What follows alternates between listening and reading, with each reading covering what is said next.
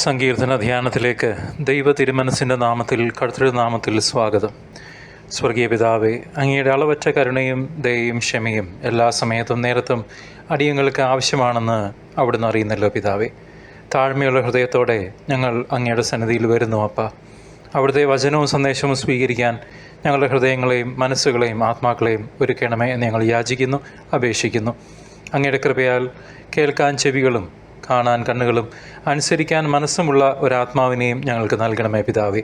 ഞങ്ങൾ അങ്ങയുടെ സന്നിധിയിൽ അണയുമ്പോൾ ലോകത്തിൻ്റെ എല്ലാ അശ്രദ്ധകളും ഞങ്ങളിൽ നിന്ന് മാഞ്ഞു പോകട്ടെ.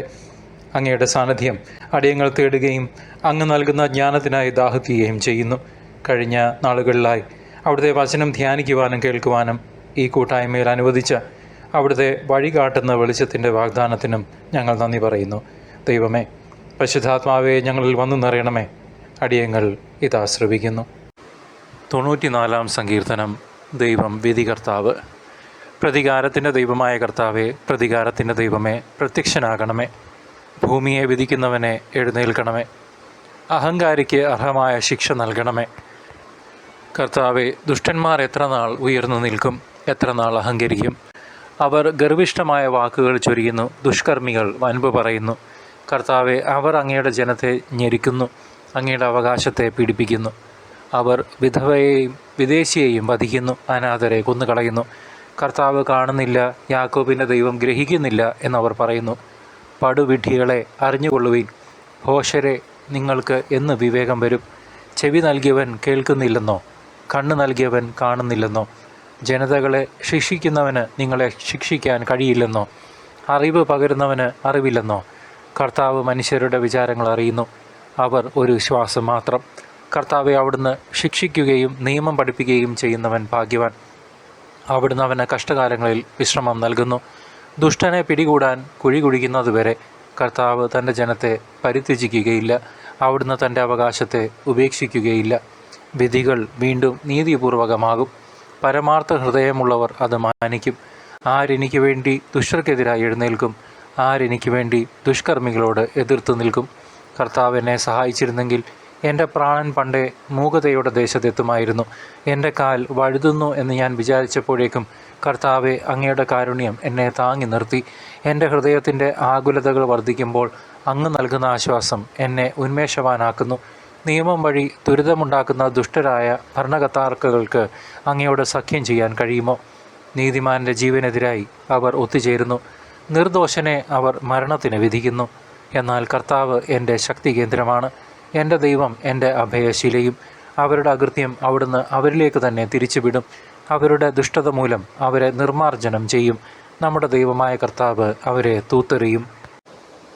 ദൈവജനമേ, നമുക്കെല്ലാവർക്കും വളരെ സുപരിചിതമായ ഒരവസ്ഥയിൽ നിന്നാണ് 94-ാം സങ്കീർത്തനം ആരംഭിക്കുന്നത് തന്നെ. പ്രതികാരം ചെയ്യുന്ന ദൈവമായ കർത്താവെ, പ്രതികാരം ചെയ്യുന്ന ദൈവമേ, പ്രകാശിക്കണമേ. ഭൂമിയിലെ ന്യായാധിപനെ എഴുന്നേൽക്കണമേ. അഹങ്കാരികൾക്ക് തക്ക പ്രതിഫലം നൽകണമേ.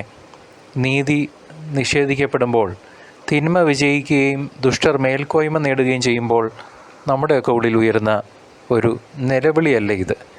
ലോകം അനീതിയിൽ മുങ്ങിത്താഴുമ്പോൾ, ദുർബലരും നിസ്സഹായരും പീഡിപ്പിക്കപ്പെടുമ്പോൾ, ദൈവമേ, അങ്ങ് എവിടെയാണ്?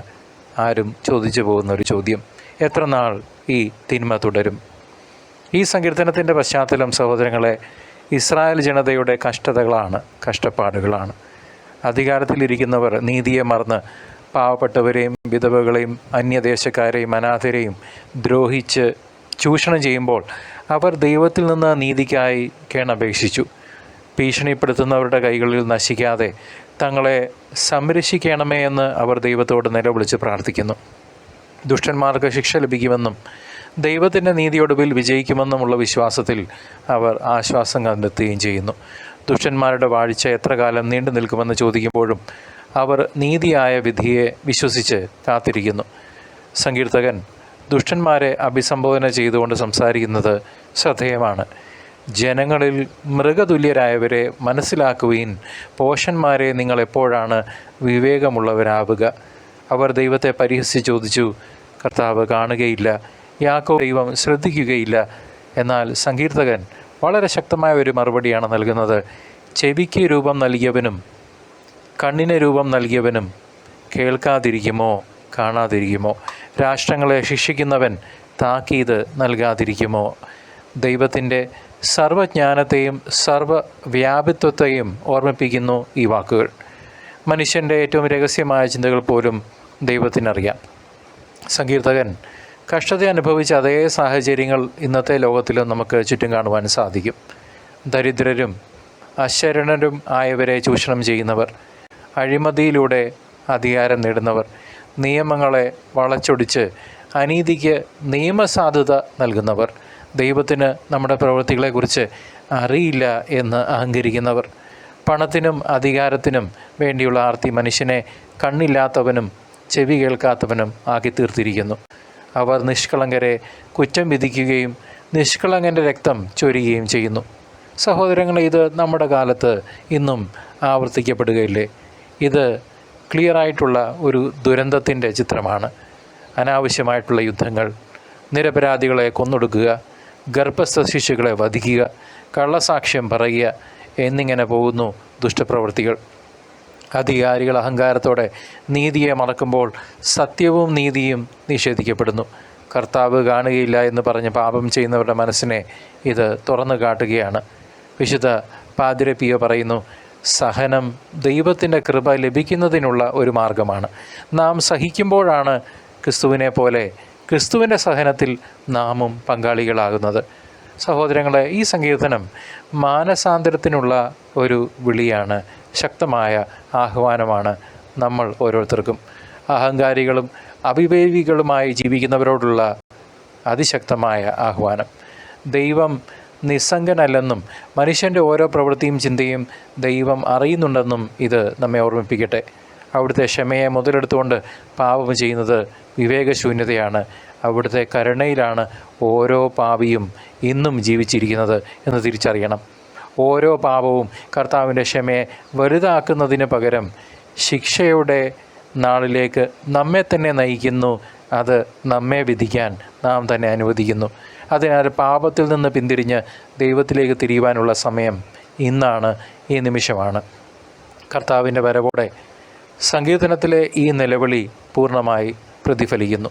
അവിടുന്ന് കുരിശിൽ മരണത്തിൻ്റെ ഇടയിലും ദൈവത്തിൻ്റെ നീതിക്ക് വേണ്ടി കരഞ്ഞ് വിളിച്ചപേക്ഷിച്ചില്ലേ? അവിടുന്ന് ലോകത്തിൻ്റെ മുഴുവൻ ന്യായാധിപനാണ്. അവിടുന്നാണ് നീതിയെയും അനീതിയെയും വേർതിരിക്കുന്ന ദൈവം. പുതിയ നിയമത്തിൽ പത്രോസ്ലീഹ പറയുന്നു, എല്ലാ പാപങ്ങളും ഇല്ലാതാക്കിയവനും എല്ലാവർക്കും നീതി നൽകിയവനുമാണ് കർത്താവായ യേശു ക്രിസ്തു. യേശുവിന് നീതി നിഷേധിക്കപ്പെട്ടപ്പോഴും അവിടുന്ന് സ്വന്തം കൈകൊണ്ട് പ്രതികാരം ചെയ്യാൻ ശ്രമിച്ചില്ല. പകരം അവിടുന്ന് നീതി നൽകാൻ ദൈവത്തിൽ പൂർണ്ണമായി വിശ്വസിച്ചു. പാപികളെ മാനസാന്തരത്തിലേക്ക് ക്ഷണിച്ചുകൊണ്ട് കർത്താവ് പറഞ്ഞു, യേശുവിൽ വിശ്വസിക്കുന്ന എല്ലാവർക്കും യഥാർത്ഥത്തിൽ സമാധാനം ലഭിക്കുന്നു. കുരിശിൽ തൂങ്ങിക്കിടക്കുമ്പോൾ തന്നെ വധിച്ചവരോട് പോലും കർത്താവ് ക്ഷമിച്ചില്ലേ? ഈശോ നമ്മുടെ പാപങ്ങൾക്ക് പരിഹാരമായി മരിച്ചതുകൊണ്ട് നാം മാനസാന്തരപ്പെട്ടാൽ നമ്മുടെ പാപങ്ങൾ ക്ഷമിക്കുമെന്നും സ്വർഗത്തിൽ പ്രവേശിക്കാമെന്നും കർത്താവ് നമുക്ക് ഉറപ്പു തരുന്നില്ലേ? വിശുദ്ധ അഗസ്റ്റീൻ ഈ സങ്കീർത്തന ഭാഗത്തെക്കുറിച്ച് ചിന്തിച്ചുകൊണ്ട് പറയുന്നത്, ദുഷ്ടർ വിജയിക്കുന്നതായി നാം കാണുമ്പോൾ ക്ഷമയോടെ കാത്തിരിക്കണമെന്നാണ്. ക്ഷമയോടുള്ള സഹനം നമ്മുടെ പ്രവൃത്തിയെ പൂർണ്ണമാക്കുകയും പ്രതിഫലം സ്വർഗത്തിൽ അതേപോലെ തന്നെ ഭൂമിയിലും നേടാൻ സഹായിക്കുകയും ചെയ്യും. ഈ വിശുദ്ധൻ്റെ വാക്കുകൾക്ക് സങ്കീർത്തനത്തിലെ ആശ്വാസ വാക്കുകളുമായി നല്ല സാദൃശ്യമുണ്ട്. കർത്താവ് തൻ്റെ ജനത്തെ കൈവെടിയുകയില്ല, തൻ്റെ അവകാശത്തെ അവിടുന്ന് ഉപേക്ഷിക്കുകയുമില്ല. ദൈവത്തിൻ്റെ നീതിയുടെ പൂർണ്ണമായ വെളിപ്പെടുത്തൽ കർത്താവായ യേശുവിൻ്റെ കുരിശിലാണ് നമുക്ക് കാണുവാൻ സാധിക്കുക. കർത്താവായ യേശുവിൻ്റെ കുരിശിലെ മരണം ലോകത്തിന് നീതി നൽകി. അതിലൂടെ ലോകത്തിൻ്റെ പാപങ്ങൾ ക്ഷമിക്കപ്പെട്ടു. പ്രിയ സഹോദരങ്ങളെ, സങ്കീർത്തനം 94 അധ്യായം നമുക്ക് ആശ്വാസവും ശക്തിയും നൽകുന്നു. നീതി നിഷേധവും ചൂഷണവും നമ്മുടെ ലോകത്തിൽ തുടരുമ്പോൾ നാം ഒരു കാരണവശാലും ഭയപ്പെടേണ്ടതില്ല. കാരണം അഹങ്കാരികളെ ശിക്ഷിക്കുകയും നിസ്സഹായരെ സംരക്ഷിക്കുകയും ചെയ്യുന്ന ഒരു ദൈവം നമുക്കുണ്ട്. നമ്മുടെ പാപങ്ങളെക്കുറിച്ച് ഓർത്ത് നമുക്ക് മാനസാന്തരപ്പെടാം. നാം ഈശോയുടെ കുരിശിലേക്ക് നോക്കുമ്പോൾ അവിടുത്തെ സ്നേഹവും കാരുണ്യവും നമ്മെ ശക്തരാക്കും. അവിടുത്തെ കൃപ സ്വീകരിച്ച് നമുക്ക് നീതിപൂർവ്വം ജീവിക്കാം. അങ്ങനെ ജീവിക്കുമ്പോൾ കർത്താവ് നമ്മെ കൈവിടുകയില്ലെന്നും അവിടുത്തെ കാരുണ്യം നമ്മെ താങ്ങി നിർത്തുമെന്നും നമുക്ക് ഉറപ്പായി വിശ്വസിക്കാം. ഒരു നിമിഷം നമുക്ക് നമ്മുടെ കണ്ണുകളെ അടയ്ക്കാം. കരുണാമയനായ ദൈവമേ, ഇന്ന് ഞങ്ങളുടെ ഹൃദയങ്ങളിൽ നൽകിയ സന്ദേശത്തിനായി ഞങ്ങൾ നന്ദി പറയുന്നു. പാപികളും ഏഴകളുമായ അടിയങ്ങൾ അവിടുത്തെ സന്നിധിയിൽ നിൽക്കാൻ യോഗ്യരല്ല എന്ന് ഞങ്ങൾ തിരിച്ചറിയുന്നു. നാഥ, ഞങ്ങളുടെ വീഴ്ചകളും തെറ്റുകളും കുറവുകളും അവിടുന്ന് ക്ഷമിച്ച് ഞങ്ങളോട് കരുണയായിരിക്കണമേ. അങ്ങയുടെ ദിവ്യകാരുണ്യത്താൽ കേൾക്കുന്നവർ മാത്രമല്ല, അവിടുത്തെ വചനം ഉത്സാഹത്തോടെ പ്രവർത്തിക്കുന്നവരും ആകാൻ ഞങ്ങളെ ശക്തരും ധീരരുമാക്കണമേ. ഞങ്ങൾ ഉൾക്കൊണ്ട സത്യങ്ങൾ ഞങ്ങളുടെ ജീവിതത്തിൽ അനുദിനം പ്രാവർത്തികമാക്കാൻ ഞങ്ങളെ സഹായിക്കണമേ. ഇന്ന് വചനം വിതച്ച വിശ്വാസത്തിൻ്റെ വിത്തുകൾ ഞങ്ങളുടെ ജീവിതത്തിൽ സമൃദ്ധമായ ഫലം പുറപ്പെടുവിക്കട്ടെ. നാഥ, ഞങ്ങളുടെ ചിന്തകളെയും വാക്കുകളെയും പ്രവൃത്തികളെയും അവിടുത്തെ ഹിതപ്രകാരം രൂപപ്പെടുത്തണമേ. കർത്താവെ, അങ്ങയുടെ വഴികളിൽ നടക്കാനും അങ്ങയുടെ സ്നേഹവും കരുണയും ക്ഷമയും ഞങ്ങൾ കണ്ടുമുട്ടുന്ന എല്ലാവരിലേക്കും വ്യാപിപ്പിക്കാനും അനന്തമായ നന്മയെ പ്രതിഫലിപ്പിക്കുവാനും അങ്ങയുടെ പരിശുദ്ധ നാമത്തിന് മഹത്വം നൽകുവാനും ഞങ്ങളെ സഹായിക്കണമേ തമ്പുരാനെ. അവിടുത്തെ പുത്രൻ്റെ രണ്ടാമത്തെ വരവിനായി ഞങ്ങളെ ഒരുക്കണമേ പിതാവേ. കൃപ നൽകി അനുഗ്രഹിക്കണമേ. ആമേൻ. കർത്താവിനറിയാത്ത ഒരാൾക്കെങ്കിലും ഈ വചനധ്യാനം പങ്കുവയ്ക്കുമല്ലോ. കർത്താവ് നിങ്ങളുടെ ജീവിതങ്ങളെ സമ്പുഷ്ടമാക്കട്ടെ.